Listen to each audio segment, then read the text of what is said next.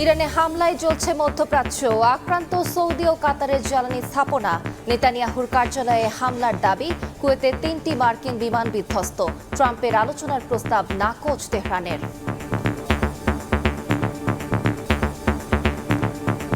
I call upon all Iranian patriots who yearn for freedom to seize this moment. মধ্যপ্রাচ্য সংঘাতে নিহত 2 বাংলাদেশি, আহত 7। বিমান চলাচল স্বাভাবিক হলে ফেরানো হবে মরদেহ। আটকে পড়া ও প্রবাসীদের দুর্ভোগ নিরসনে ব্যবস্থা নেবে সরকার।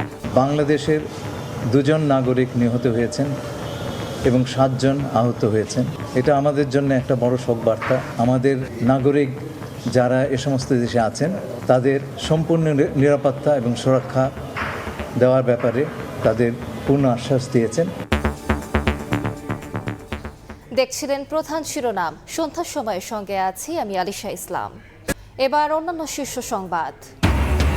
হরমুজ প্রণালীর কাছে জাহাজে হামলায় বিশ্ববাজারে ঊর্ধ্বমুখী তেলের দাম। পর্যাপ্ত জ্বালানি ও খাদ্যপণ্য মজুদ থাকায় শঙ্কার কারণ দেখছেন না বাণিজ্যমন্ত্রী। সংবিধান অনুযায়ী সংসদের প্রথম অধিবেশনে ভাষণ দেবেন রাষ্ট্রপতি, জানালেন স্বরাষ্ট্রমন্ত্রী। বিরোধী দল জামাতকে ডেপুটি স্পিকারের পদ নেয়ার প্রস্তাব বিএনপির। রাজধানীতে 6 মাসের মধ্যে নারীদের জন্য চালু হবে ইলেকট্রিক বাস। গণপরিবহন নিয়ে বিশেষজ্ঞদের সঙ্গে আলোচনা প্রধানমন্ত্রীর।